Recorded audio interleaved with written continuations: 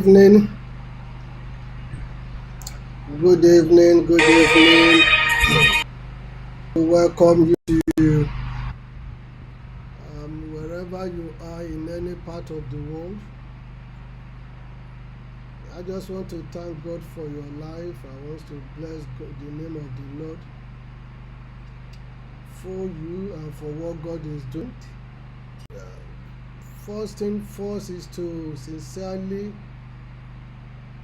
apologize for the way the internet is messing about at the moment. The internet is seriously messing about at the moment. But I'll try to record it, and if for another moment, then I'll be able to welcome you friends to Impact Royal TV. So tonight I really want to talk something that may likely be uncomfortable for many people. Uncomfortable for many people. And that's what I call it, let's call a spade a spade. It's something that is going to be uncomfortable. But having said that, whatever needs to be said needs to be said. Whatever the man needs to do, he's got to do it. And I'm most certainly sure that it's going to be a kind of broadcast that may likely bring comments, criticism, condemnation. I don't know whichever one he wants to bring, but the fact of the matter remains that whatever needs to be done all over the social media and in the recent times made a lot of people to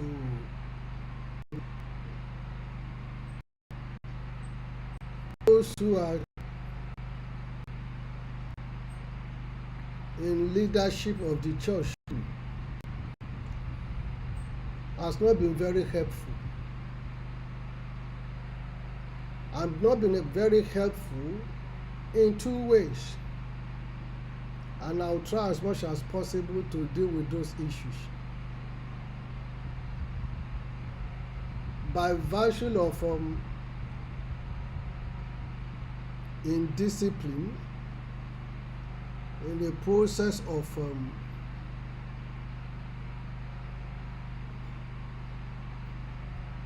showing off, in the process of becoming like celebrity at the expense of the gospel. That's one aspect. The other aspect is by keeping quiet in the midst of all these hostilities, by not saying anything. I know that you totally in support. It's not a kind of a principle that I totally agree with, because I believe that the good thing that the church is doing needs to be made known to people, and also to take on the critics and be able to engage them rather than keeping quiet, making everyone to rubbish and to run down the church as if they are better, they are expert, or they are clever, or they are pure or righteous. I'm not talking about that today, but I just want to provoke a thought. And in the course of me provoking a thought, I want to bring to the knowledge of many people tonight that the church may not be a perfect place. I agree in totality that the church may not be a perfect place. In the course of me provoking a thought, but one thing I do know to the fact of many people too, is that it takes God to perfect an imperfect church. It takes God to perfect an imperfect church. So the society itself is not perfect. The church is not perfect. But the society have chosen to attack the church more because the church have chosen to remain quiet by not talking about all the wonderful things that the church is doing, especially this time that the entire world is going through economic my country of birth.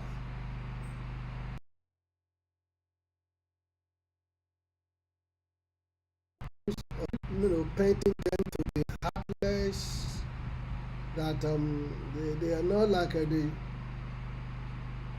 children of Issachar that know the time, were able to deal with the time and making good use of the time. All these criticisms are well justified. They are well justified. But tonight I just want to present something to you to let you know that all what you have said or you thinking about the church may not necessarily be true. And also that I talk about, hardly will you see any man of God, any that's in a position of when I say position, that is economically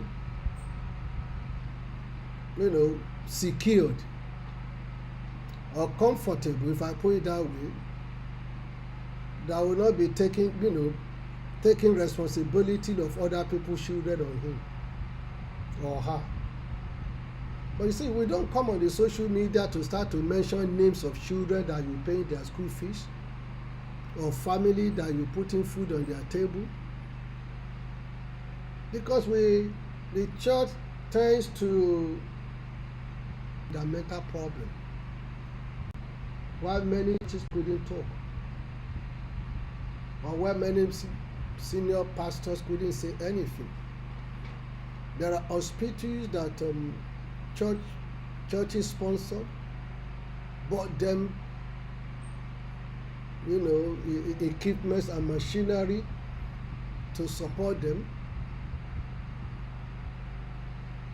So I'm building something.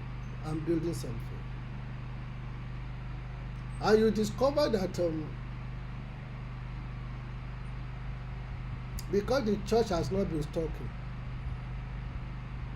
the attack on the church was immense. Because the church has kept quiet about all those issues that they've been involved, they've been getting into. So they're choosing to remain quiet without doing or saying anything.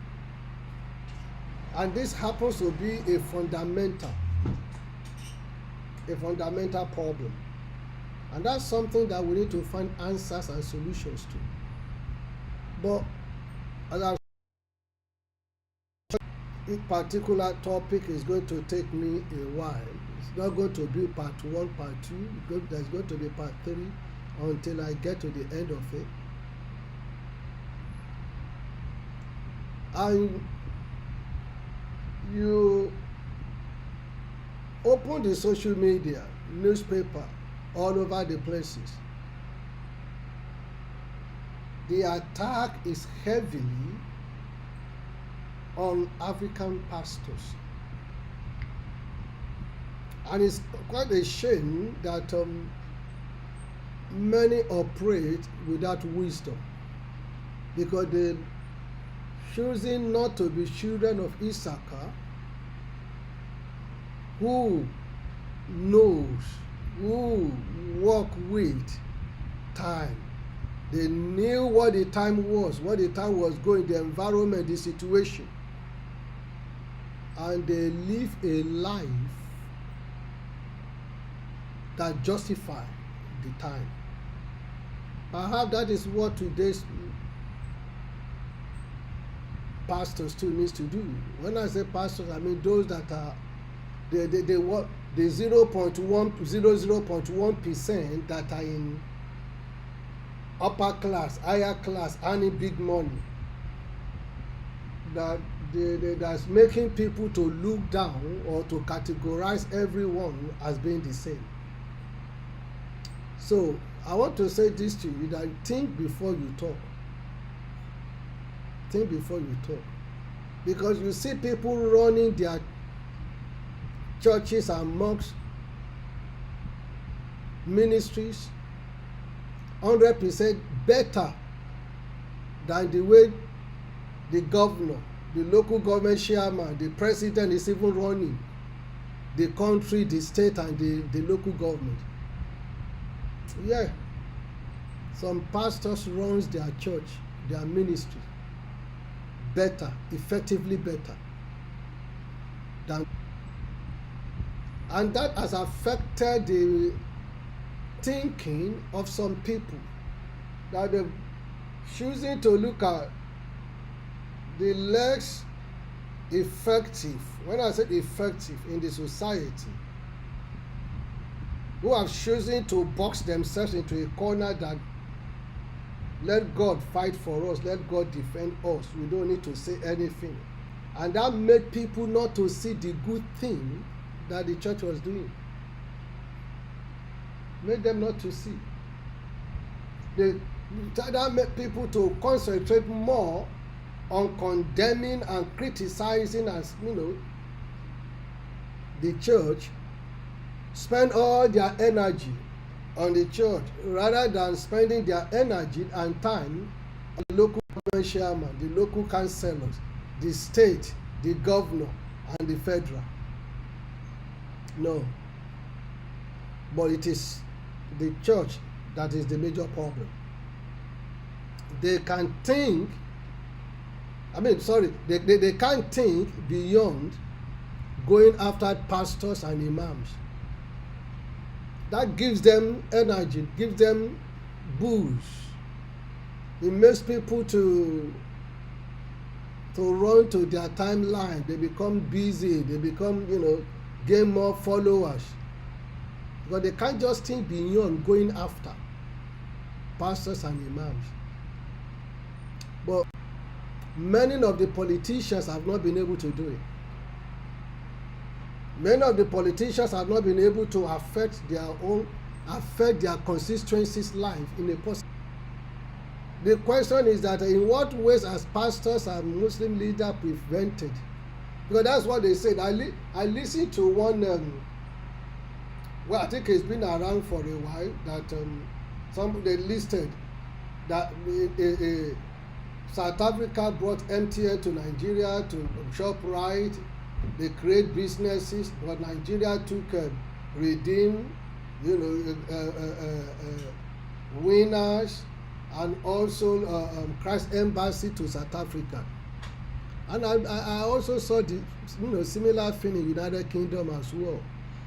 When there's this write-ups at one time of flying on the social media, the India, the Chinese, and the Pakistani, they brought businesses and all that to United Kingdom, but Nigerians they listed the number of churches, in hundreds that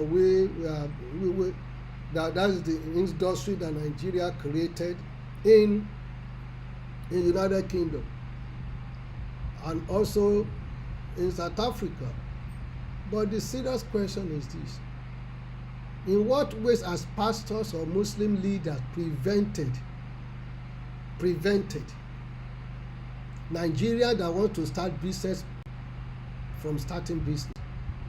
Has any pastor ever stopped you from starting a business? I'm yet to see one. I'm yet to receive one, because I don't know in what way do pastors or imam prevent Nigeria from having industries. In what ways? Well, you may say the economic climate back home may be an issue, but in what way has that been an issue in diaspora? You see, you are not addressing the real issue. The real issue happens to be the Indians, the Pakistani, the Chinese. They do business with one another.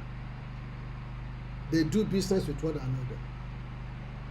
But when it comes to our people, we would rather go and do business with the Chinese, with the Indians, or business thrives on patronage. In fact, you will say, now you look at it this way, some of the Nigerian food are now being sold in Tesco, Asda, and so many big stores like that. Our people would rather go and buy in Safeway, Asda, Tesco, because they forgot thinking that those ones are more cheaper, rather than going to the Nigerian store to buy from them. But they forgotten that those big stores, they have big economic power. They can buy in large quantity. The more you buy, the cheaper it becomes. But the Nigerians that are starting up little business, their economic power is very small. And if they can only buy within their own capacity until you do business with them, that they can begin to expand. And the same way you see the Jews as well. All their resources circulate all around them, within them. They build one another. So in what ways? And the Jews are very religious, very, very, and that never stopped them from being economically powerful. So I just don't understand. And you see the Muslims as well, the Arabs too. You see, they are very, very religious, and that never stopped them from being economically powerful. So what has the church in Nigeria, or Nigerian-led churches, or African-led churches, or mosques become an hindrance to economic development or progress? In what ways do pastors prevent you from having industries? Let's look at a bit of statistics here. Less than 0.001% of pastors and imams own jets in Nigeria. Less than 0.1% own jets. Now, let's look at it again. How many of the Nigerian pastors earn 50 to 100,000 naira a month? The percentage is 0.001% that earn 100,000, between 50 to 100,000 a month. How many? You see, the thing is, If you run your government the way the church leaders are running their churches, I believe strongly that Nigeria will be another UAE right now. Because you all go to UAE, to Dubai, and all that, to spend money, to do shopping, to do things. You've forgotten that they are religious people. Very, very religious people. But they never lose their senses of economic growth, even though they are religious. And their leaders, they're living well, they're living large. But they do the right thing. They do the right thing. You see, when you invest in business, then there is going to be economic growth. But my question is that at what point has the church stopped anyone from doing business? You see, instead of attacking the problem that people tend to face while they are unable to do business, then you are attacking the church. Many of them that is attacking the church, they would rather go and spend their money in Tesco, in Asda, in Safeway, than to go to the corner shop where Nigerians are owning a Nigerian shop. They will never go there to buy. They never go there to buy because they will think that the Tesco and Safeway and Asda is more cheaper. The Nigerian shops once they are more expensive. It's the same problem with the Ghanaians. So they do the same thing too. They do the same thing. That's one time I went to United States and I was in Columbus, Ohio, and my host took me to a radio station to do a broadcast concerning the program that they were having. And in the course of discussion, and he said the station was fantastically equipped. I'm a regular radio presenter on Naija 101.1 FM, which I've been doing for over 27 years. But what I saw there was unbelievable. And guess who owns it? The Somalis. And the guy said to me that the Somalis own so many businesses in Ohio. And what they do is that they combine together. I said, guess what? The mayor, the governor, always consult them, always, take them into consideration. Otherwise, that mayor or governor will lose the election. You will not get their support because they are so economically powerful. Why do you see both the Labour Party and the Conservative always standing with Israel, supporting, and the Americans supporting Israel? It's because of the Jews, because of the economic power they have in America and in England. It's simply because of that. Because they are economically powerful.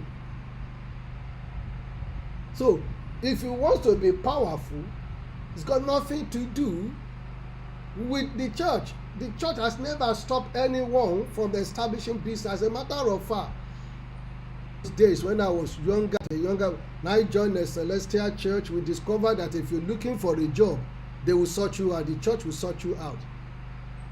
Whoever that is, working at a particular place, the manager, the directors, whatever it is, the pastor of the church just needs to tell them that you're looking for a job. They will find a way to sort you out. Many people, many of us become who we are today because the church supported us. The church made us who we are. They connected us. They introduced us. Do you know how many number of people I have helped to secure their residential paper? Do you know how many number of people I have accommodated? Do you know how many number of people I have made, building available for them as a hostel free of charge? Get them job, connect them. I even put pressure on my first cousin who happens to be an employer, United Kingdom, to employ them. Even when they did not have papers, I would push and he will employ them. So you see, the church has done tremendous things for many people. For many people. So you see, the question, I understand the challenges, because 0.1% seems to be bad. Does that make everybody to be bad? In Nigeria, we have bad people, we have good people. In England, we have bad people, we have good people. In United States, we have good people, we have bad people. You have it in every race, in every culture.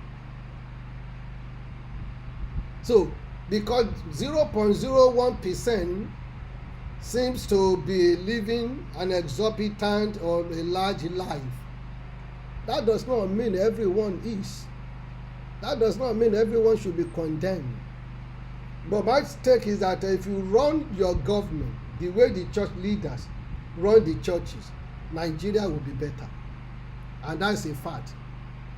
Nigeria will be far, far better. Let's forget about sentiments. Let's forget about sentiments. Canaan land was a dry land. He built it. And he made and the same thing with the redeemed camp. A desert, a bush, uninhabited bush, turned to a city. They had a stable and water supply. They had water. They had electricity.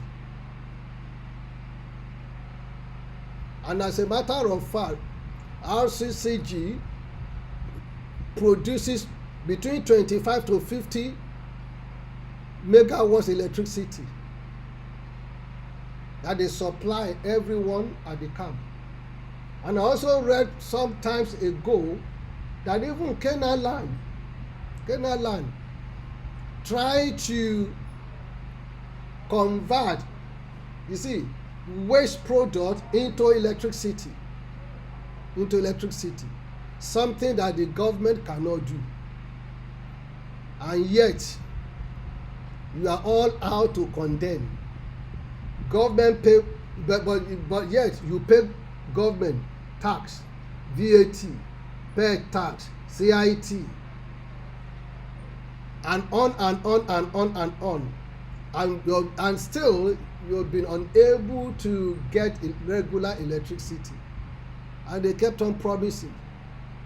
A particular government spent almost $11 billion on it.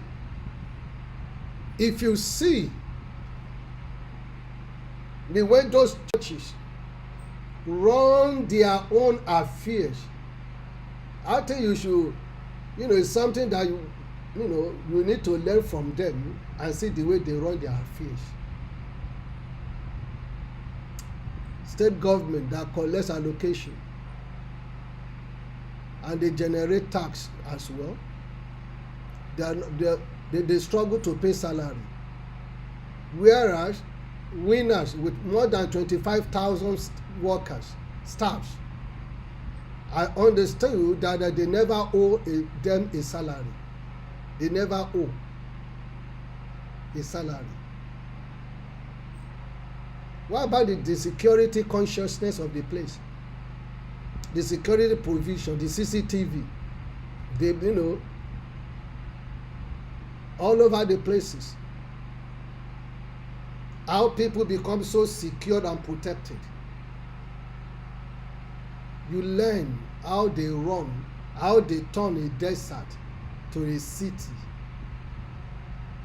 Now, inside that city, there is primary, secondary, university, all colleges, banks, businesses, institutions, creating and developing. So I don't see how institutions that rule the world, and religion happens to be one of them, politics, business, and religion. You just have to belong to one. But the thing is, none of them stop you from becoming what you want to become. You can be in politics and still be a business owner. Now, Trump went into politics as a business owner. Yeah. There's a governor of Benue State in my country. He happens to be a reverend father. He went into politics with the purpose of influencing and changing narratives.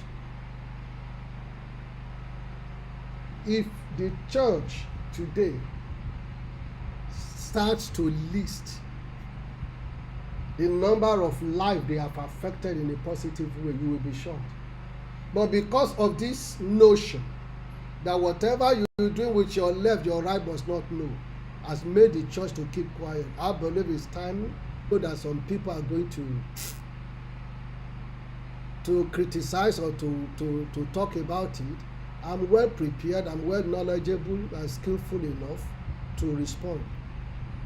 So until such a time I come your way again, have a beautiful evening and God bless you.